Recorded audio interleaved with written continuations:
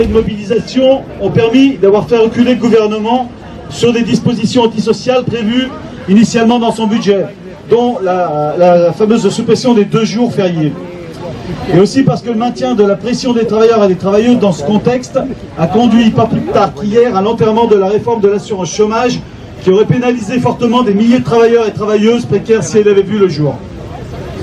Important de se mobiliser aujourd'hui parce qu'on rentre dans une nouvelle phase avec la reprise des discussions sur le budget et avec des votes décisifs pour lesquels il nous faut continuer de peser pour faire sauter les reculs sociaux qui sont inscrits dans ces budgets, que ce soit le projet de loi de finances ou le projet de loi de financement de la sécurité sociale. Et il nous faut sortir de l'anesthésie générale dans laquelle on nous a plongés. Alors voilà, il nous propose une année blanche, qui est plutôt une année noire, désindexer les pensions et les prestations sociales, les franchises médicales en taxant les malades, plus 350 € par personne et par an, le budget des hôpitaux, avec 5 milliards de baisse des budgets des hôpitaux, donc c'est une véritable catastrophe, quand on sait qu'en 2024, on a déjà dû fermer 2000 lits, et depuis le Covid, ce sont des dizaines de milliers de lits qui ont fermé. Donc voilà, on refuse un budget qui imposerait une violente cure d'austérité aux travailleurs et aux travailleuses et une année noire en 2026. Et non seulement ce serait injuste, avec un effet récessif très important et une baisse de la consommation et des pertes d'emplois. Ce budget qui prévoit de limiter à 15 jours les arrêts maladie est absurde et dangereux.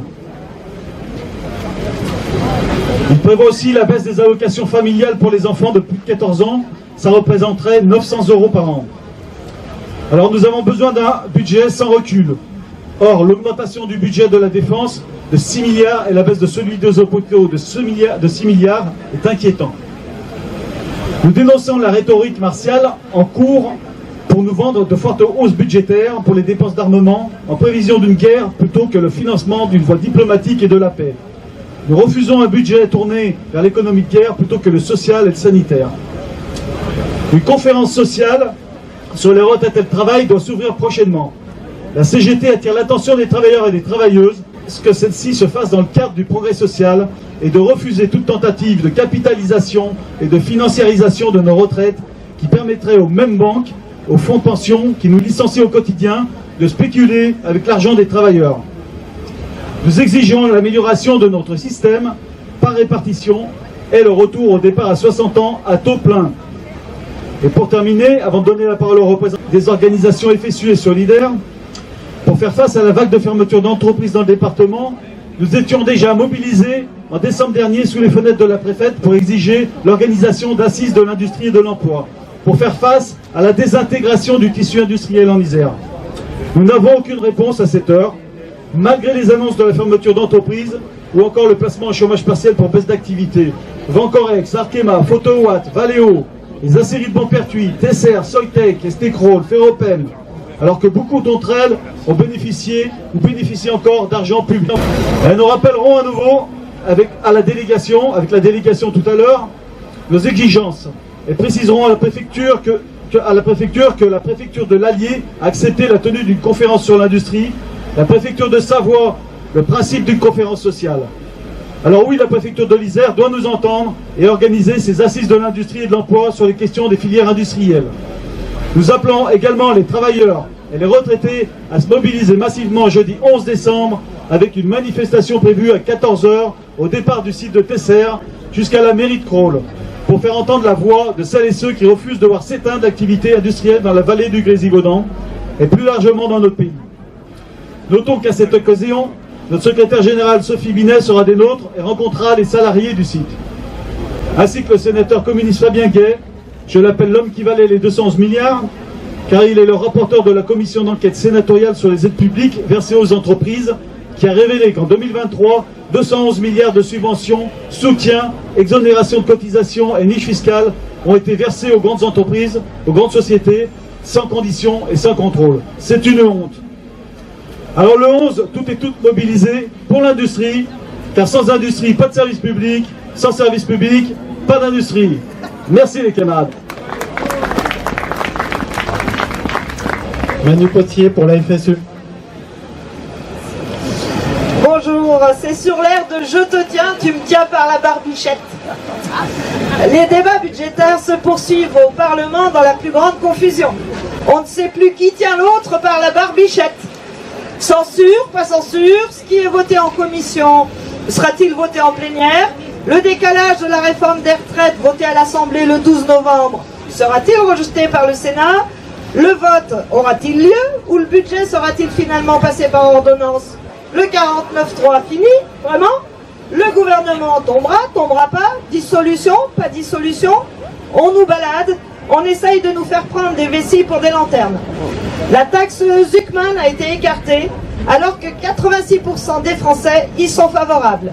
Les plus grandes fortunes qui amassent des richesses considérables peuvent compter sur de loyaux serviteurs qui veillent au grain au sein du MEDEF, d'une partie des médias, des élus de droite mais aussi de l'extrême droite qui jamais ne votent dans l'intérêt des travailleuses et des travailleurs.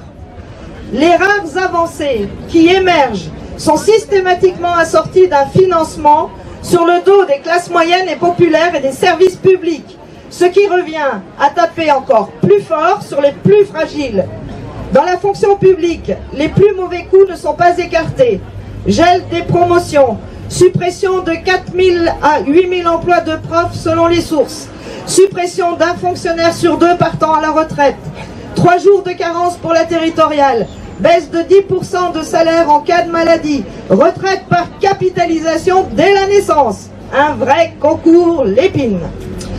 Avec 87 milliards d'euros, on en ferait des choses pour les services publics. Ces 87 milliards, on sait où les trouver. Restaurer l'ISF rénové, 15 milliards. Taxer les transactions financières à 0,5%, 11 milliards. Instaurer une taxe Zuckman sur les milliardaires, 20 milliards. Supprimer la flat tax, 9 milliards. Imposer davantage les super héritages, 12 milliards. Taxer les super profits, 20 milliards. Au lieu de quoi, après l'os, la moelle des services publics est attaquée. Les agents et agentes sont méprisés. Les officines privées se jettent tout croc dehors sur les marchés juteux que représentent les secteurs de la santé, du grand âge, de l'école. Et dans le même temps, on trouve de l'argent pour augmenter le budget des armées de 13%, qui est en passe de devenir le premier poste de dépense de l'État, tout en préparant l'opinion à l'intolérable éventualité d'accepter de perdre nos enfants. Budget voté ou budget pas voté, le bilan des années Macron n'en finit pas de peser sur les travailleurs et les travailleuses. Le Cornu va travailler dans le même sens. Nos organisations syndicales continueront sans relâche de les combattre. Les luttes, on aimerait saluer toutes celles et ceux qui font grève contre les licenciements à Tesser, contre les fermetures de sites, pour l'augmentation de leur salaire à Caterpillar par exemple, mais également pour l'amélioration de leurs conditions de travail, parce que l'austérité ça se décline très concrètement dans le travail. Et par exemple, aujourd'hui je me fais aussi le porte-voix de la grève à M-Vélo+.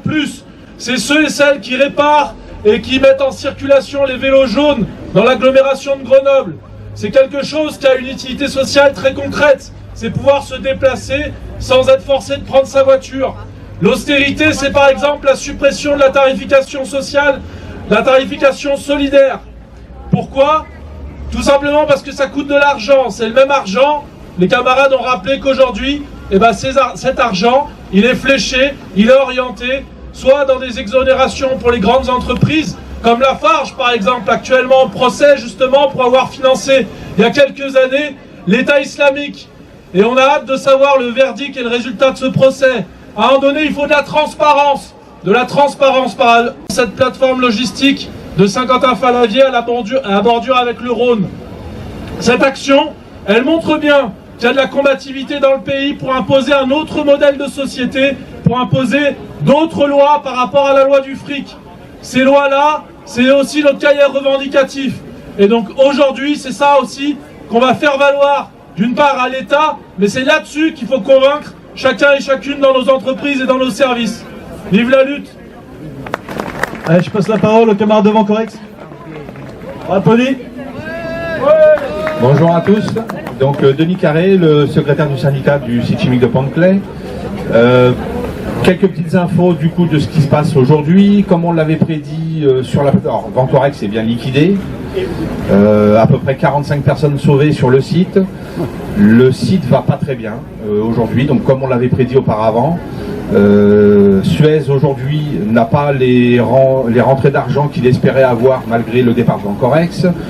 Sequence aujourd'hui a des problèmes financiers aussi, puisque du coup il est obligé d'acheter des produits beaucoup plus chers à l'extérieur alors qu'on le fournissait auparavant à bas prix.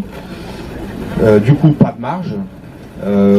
Solvay s'est fait racheter par une entente avec le GEG et la chaufferie de Grenoble, avec une réduction de personnel à peu près de moitié. La société qui surveille le site chimique de Pont-de-Claix aujourd'hui est en redressement judiciaire. Donc on est dans une situation où l'usine va mal quand même. Donc c'est-à-dire que tout ce qu'on avait annoncé auparavant, tout ce qu'on a demandé à l'État d'avoir en action et qu'on a eu en inaction de la part de l'État, eh ben, c'est avéré exact. On avait bien prédit les choses. Malheureusement, ben, ça ne va pas dans le bon sens. Pour continuer ça à l'extérieur de Vencorex et des sites chimiques de Pont-de-Claix, eh ben, comme vous l'avez pu le voir sur le site de Jarry, il y a déjà des licenciements ou des reclassements, donc avec une fermeture d'une électrolyse.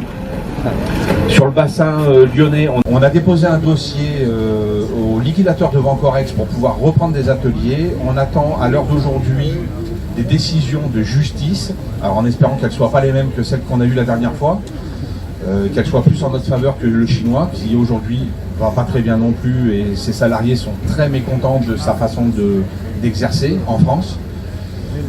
Donc voilà, donc on a une vingtaine de salariés qui sont très actifs aujourd'hui sur le projet Exalia, et on attendra courant janvier pour avoir une réponse du tribunal pour savoir si on peut reprendre une activité sur Pont-de-Claix en refabriquant du chlore et de la soude et du sel. Voilà, pour les infos de la plateforme. Alors, je parle pour le syndicat de l'université et à la fois pour l'union départementale, puisque vous allez voir que ça concerne les personnels de l'université, mais aussi et surtout les étudiants et les étudiantes, et en fait toute la société. Les camarades ont bien décrit le super plan d'austérité qu'on nous prépare, et vous allez voir que ça s'applique déjà, et vers quelle société ça nous emmène. Donc en fait, à l'université, en général, on est déjà en situation austéritaire aggravée, et c'est de pire en pire chaque année. Donc là, aujourd'hui, je crois que plus de 3/4 des universités sont en déficit en France, et c'est encore pire pour les écoles d'ingénieurs publics. Alors, ça se traduit concrètement par des suppressions de postes, moins d'heures de cours, et puis des budgets de fonctionnement en berne, etc. Donc une dégradation des conditions d'études. Et en fait, alors moi je travaille à Grenoble INP. Grenoble INP, c'est un groupement d'écoles d'ingénieurs publics qui sont rattachés donc au service public universitaire. Et c'est accessoirement le premier groupe d'écoles d'ingénieurs en France, en termes de nombre d'étudiants formés. Et en fait, comme on a des dirigeants à la pointe de l'innovation, qui sont sur l'innovation de rupture, disruptif, en fait, ils ont eu une idée absolument géniale, c'est puisque on n'arrive plus à s'en sortir avec ce budget d'austérité, on a une super idée pour trouver des ressources, c'est de faire payer les étudiants et les étudiantes. Et donc, en fait, la semaine prochaine, au conseil d'administration, est à l'ordre du jour un point pour augmenter drastiquement les droits d'inscription des étudiants. Donc aujourd'hui, quand vos enfants vont à l'université, ils payent des droits les mêmes dans toutes les universités. Alors c'est, je crois, 150 € à peu près en licence, à peu près 250 € ou un peu plus on me dit, en master. Et puis en école d'ingénieur, c'est 628 € dans toutes les écoles d'ingénieurs publics. Là, ce qui est à l'ordre du jour, c'est pas de passer à 1000 ni à 2000, mais à 6000. 6000 € annuels pour les gens les plus riches, parce que on nous dit en fait c'est une mesure sociale, parce qu'en fait on va faire payer en fonction du revenu des parents. Donc les parents les plus riches, il faudra payer 6000 €. Et puis les pauvres, ils seront toujours exonérés.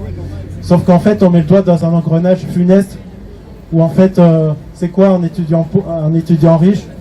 Il n'y a pas d'étudiants riches. Éventuellement, leurs parents sont riches. Mais là, on parle d'adultes. Et en fait, si on fait ça, on les remet dans une dépendance totale à leurs parents. Et puis, en fait, c'est pas à l'université de lever l'impôt. Il y a des impôts pour ça. Ensuite, ça finance l'université et tout le monde doit pouvoir y accéder en payant un tarif très modique. Donc en fait, là on est mobilisé non seulement à la CGT, mais avec l'ensemble des syndicats de l'établissement, CGT, CFDT, FSU et UNSA, avec le soutien de l'ensemble des élus étudiants de l'INP. Il y a un flyer là qui circule, il y a un QR code pour signer une pétition, il est là, vous l'avez aussi sur le Kangoo là-bas. Donc on vous invite à signer cette pétition, à la faire signer très très largement. Et voilà, ce qu'il faut voir, c'est que si on met le doigt dans cet engrenage, en fait, ça nous emmène ni plus ni moins vers la privatisation de l'enseignement supérieur. On commence par les écoles d'ingénieurs. Aujourd'hui, ça sera 6 000 €. Demain, qu'est-ce que va faire l'État? Déjà, aujourd'hui, il ne paye pas ce qu'il devrait. Il nous dira, en fait, vous avez des recettes avec les droits d'inscription. Donc, je diminue la subvention de fonctionnement. Et puis, on nous dira 6 000, c'est pas assez. On va monter à 9 000. C'est ce qui se passe déjà dans des écoles qui nous avaient un petit peu devancé, l'école centrale, par exemple. Et puis, si on regarde ce qui se passe à l'étranger, en Angleterre, ça a commencé comme ça. 2-3 000 €. Aujourd'hui, ils en sont à 9 000 €, avec un problème monumental de dette étudiante que les étudiants n'arrivent plus à rembourser. Donc il faut se mobiliser très fort, parce que ça commence dans les écoles d'ingénieurs. Demain, ça sera peut-être les IUT, les doubles licences, les masters, que sais-je, peut-être tout l'enseignement supérieur. D'ailleurs, il y a un rapport de l'inspection générale du ministère qui n'a pas été publié, mais dont on sait qu'il préconise le passage à 2 500, 3 000 € pour toutes les licences et un peu plus pour les masters. Voilà. Étienne, je suis travailleur social à Grenoble-Alpes Métropole. On a une mobilisation qui arrive en décembre, qui a été décidée suite à un appel national qui a été lancé en octobre. Donc la situation du travail social, elle est délicate. On va se battre pour nos conditions de travail, parce qu'on a des conditions de travail qui se précarisent, on a un gros manque en termes de salaire, des menaces sur nos conventions collectives, sur nos droits au congé. Tout ça dans un contexte de tension sociale qui peut être assez extrême, avec des injustices terribles. On en a un triste exemple en ce moment avec la situation des familles qui occupent le siège de mon employeur de Grenoble-Alpes Métropole, des familles qu'on soutient en tant que travailleurs sociaux, en tant que syndicalistes, que soutient l'union locale de la CGT dans leurs revendications. Donc dans ce contexte, avec nos conditions de travail dégradées, pour nous il n'y avait pas de solution autre que de se mobiliser. Ce qui a été décidé, c'est une grève de 3 jours, les 16, 17 et 18 décembre, dans le travail social, une grève nationale qui a été diffusée localement par une intersyndicale locale qui réunit la CGT, Sud Collectivité Territoriale, Sud Santé Sociaux, l'UNEF et la CNT, et qui va appeler à ces 3 jours. Pendant ces 3 jours, pour nous, l'intérêt de reconduire la grève, c'est d'être actif et active. Donc le premier jour, le programme, ça va être des assemblées générales dans les boîtes pour capter un maximum de collègues. L'après-midi du mardi 16 décembre, une grande manifestation qui partira de 13h30 de l'arrêt Malherbe, de l'arrêt tram à Malherbe. Ensuite, une assemblée générale du secteur. Le mercredi, le matin, on se retrouvera devant l'Institut de formation des travailleurs sociaux à Échirolles. L'après-midi à 14h, on se retrouvera devant la page 38, qui est une boîte du secteur pour soutenir des collègues qui sont menacés de répression syndicale, des collègues notamment de l'Union syndicale solidaire de Sud Santé Sociaux. Le jeudi, on se retrouvera devant le département en solidarité avec les mineurs non accompagnés par rapport à la politique de protection de l'enfance qui est dans un état déplorable et qui met des milliers et des milliers de jeunes très en difficulté. Le soir, on se retrouvera pour répondre à l'appel national de la marche des solidarités pour la solidarité avec les sans-papiers.